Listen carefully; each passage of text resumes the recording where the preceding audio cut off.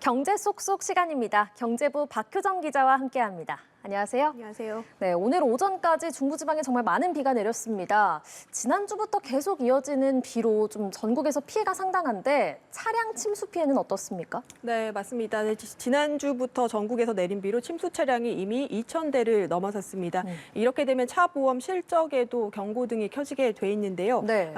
손해보험업계가 오늘 오전까지 집계한 침수 피해 차량은 2,161대로 집계가 됐습니다. 추정 손해액은 196억 원을 넘었습니다. 자동차 보험 손해율은 장마가 시작되는 여름철에 특히 많이 오릅니다. 과거에도 태풍이나 집중호우 내리면 피해가 급격하게 불어났는데요. 2년 전 여름 비 정말 많이 왔죠. 수도권과 경북을 중심으로 차량 2만 1,000대 이상이 침수되면서 손해액만 무려 2천억 원을 넘겼습니다. 통상 자동차 보험의 손익분기점은 손해율 80%를 기준으로 삼는데 당시 5개 손보사 자동차 보험 손해율은 81.7%까지 올랐습니다. 반면에 비가 많이 안 왔던 지난해 여름에는 손해율이 79.1%로 손익분기점을 넘지 않았습니다. 올 들어서는 지난 5월까지 대형 손해보험사 4곳의 평균 손해율은 79.6%로 집계가 됐는데요. 아마 이번 장마로 부담이 더 커질 것으로 전망이 됩니다. 네, 그러니까요. 올해도 손해율 80% 넘기지 않을까 그런 생각이 드는데 또 내일까지 많은 비가 예상이 된다고 해서 침수 피해가 더 늘어나지 않을까 또 걱정이 됩니다. 차량 침수 피해 줄이려면 어떻게 해야 되는지도 알려주실까요? 네, 맞습니다. 이런 차량 피해 줄이기 위해서 보험사에서도 긴급 대피 알림 서비스라는 것을 활용을 하고 있습니다. 무엇인가요? 네, 보험사 직원이 일단 침수 위험 차량을 발견을 했을 때 차량 번호만 알아도 차량 주인에게 안내 문자를 발송할 수가 있고요. 그렇게 되면 차주가 차량을 안전 지역으로 이동시키게 됩니다. 기본적으로 침수 피해 막기 위한 운전법이 또 따로 있습니다. 네. 만약에 물웅덩이를 지나가야 하는 상황이라면 10에서 20km 속도로 천천히 운행해야 하고요. 이때 중간에 차를 세우면 엔진이 멈출 수 있으니까 한 번에 통과하는 게 안전합니다. 또 웅덩이 지난 이후에는 브레이크를 여러 번 가볍게 밟아서 부품이 마를 수 있도록 하는 게 좋습니다. 특히 지하 주차장이 침수에 가장 취약하죠. 그래서 일단 주차장이 침수되지 않도록 미리 조치하는 게 중요하고요. 침수가 될 만한 지역에는 아예 주차하지 않아야 되겠습니다. 네, 물웅덩이를 지날 때는 10에서 20km의 속도로 한 번에 통과하는 것 기억을 하셔야겠습니다. 자, 어쨌든 이렇게 침수 차량이 많아진 경우에는 중고차를 살 때 침수 차량 확인하는 것도 중요할 것 같아요. 네, 맞습니다. 침수 차량은 매년 7월부터 10월 사이에 대부분이 나오기 때문에 지금부터는 주의하셔야 하는 시기라고 보시면 되고요. 자동차 관리법에 따르면 침수로 인해 전손된 차량, 그러니까 수리가 아예 불가능한 차량은 30일 내로 폐차해야 합니다. 네. 하지만 부분적으로 망가졌다면 수리해서 거래할 수가 있는데요. 거래가 가능하더라도 침수됐는지 알고는 사셔야겠죠. 네. 그래서 보험개발원이 카히스토리라는 침수 차량 조회 서비스를 제공하고 있습니다.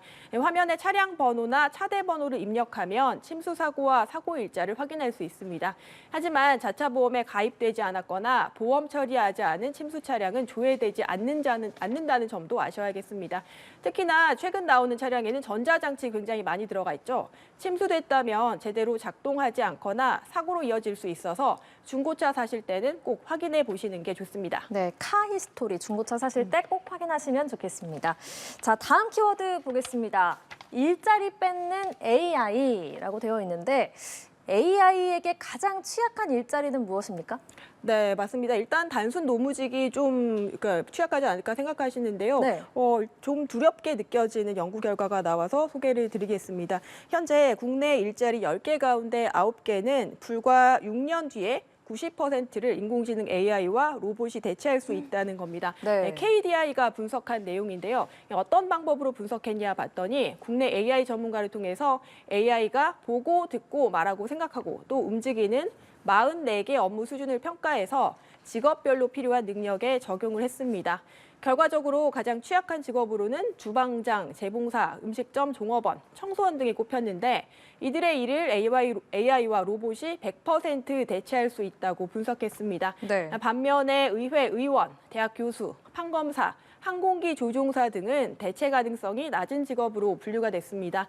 사람 만나서 대면하고 또 고도의 소통을 하는 직업일수록 AI 영향을 아무래도 덜 받는다 이렇게 말할 수 있겠습니다. 네, 국내 일자리 10개 가운데 9개가 6년 뒤에 90% 이상이 대체가 된다라고 생각하니까 좀 확 와닿는 것 그렇죠. 같은데, 네, 또 음식점 종업원 말씀을 하셨잖아요. 그런데 요즘에 또 음식점이나 카페에서 주문을 할 때도 키오스크 많이 이용을 하고 또 서빙할 때 서빙 로봇도 있더라고요. 아무래도 아르바이트 많이 하는 그런 청년들 일자리부터 좀 타격이 클 것 같습니다. 네, 맞습니다. 이와 관련한 조사가 있는데요. 음식점 2,000곳을 대상으로 설문조사를 했더니 키오스크를 도입하면 서빙 근로자 고용이 11% 줄어드는 것으로 나타났습니다. 임시 일용직 고용은 8.7% 줄었는데 특히 29세 이하에서 23%나 감소했습니다. 주목할 만한 점은 판매 서빙 근로자의 주당 평균 근로시간이 약 2시간 더 늘었다는 건데요. 네. 고용 인원이 줄어든 대신 남아있는 근로자들에게 더 많은 업무가 쏠렸다는 걸 의미합니다. 사업주 입장에서는 인건비는 5% 정도 감소하는 것으로 나타났습니다. 아무래도 계산원이나 서빙원, 또 설거지 업무를 하시는 저숙련 근로자들에게 타격이 클 수밖에 없고요.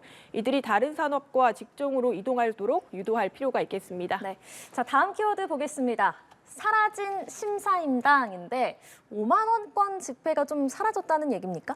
네, 맞습니다. 시중금리가 내려가면서 이제 5만 원권 지폐가 다시 장롱 속으로 들어갔다는 이야기인데요. 한국은행 자료에 따르면 올해 상반기 5만 원권은 약 12조 원 발행됐고 그 가운데 5조 8천억 원이 환수됐습니다. 얼마를 발행해서 얼마가 돌아왔냐를 따지는 환수율은 49.1%로 1년 전보다 28%포인트 낮아졌습니다. 네. 유통한 5만 원짜리 중에 돌아온 거는 절반도 안 된다는 뜻인데요. 일반적으로 한국은행이 화폐를 발행하면 시중에서 유통이 되다가 예금이나 또 세금을 내거나 이런 형태로 금융기관에 입금이 됩니다.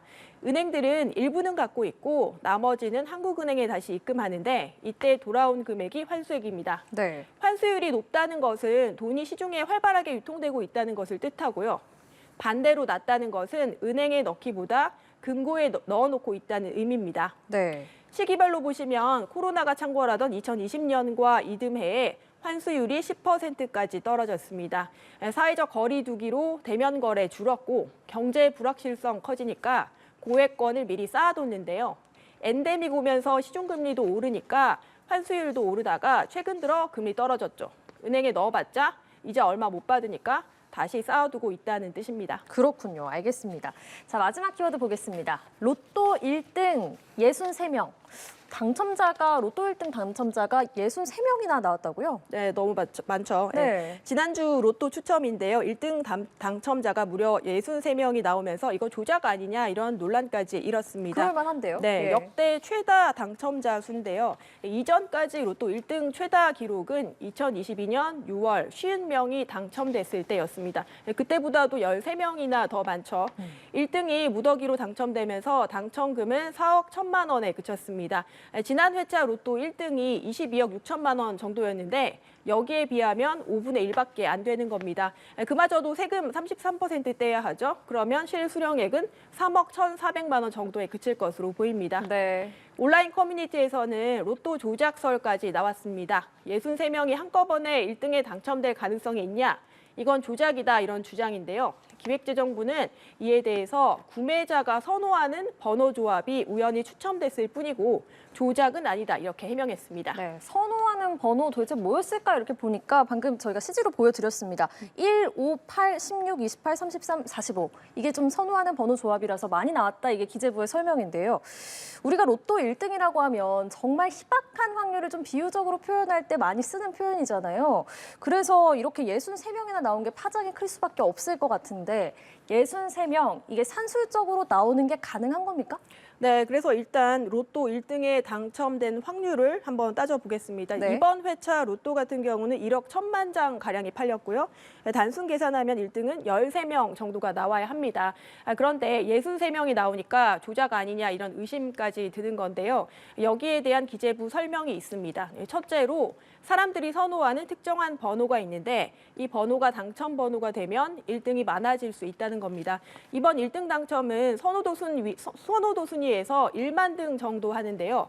로또 번호 전체 조합한 경우의 수가 814만 개니까 그중에서 1만 등이면 아주 상위권이죠. 한 가지 더 있습니다. 당첨자 중에 수동 구매가 많았다는 겁니다. 보통은 로또를 사게 되면 자동으로 번호를 받는 게 있고 네. 반대로 본인이 원하는 번호를 수동으로 기입할 수가 있는데요. 네, 그렇잖아요. 63명 당첨자 중에 수동이 52명으로 많았고 자동은 11명이었습니다. 수동 구매가 많다 보니 선호도 높은 번호를 택하는 사람들이 많아졌다는 설명입니다. 네. 기재부에서는 전체 로또 구매량 증가하고 있고 또 수동 구매도 늘고 있기 때문에 앞으로도 이런 무더기 당첨자가 나올 가능성이 있다고 전망했습니다. 네, 알겠습니다. 지금까지 경제 쏙쏙 박효정 기자와 함께했습니다. 고맙습니다.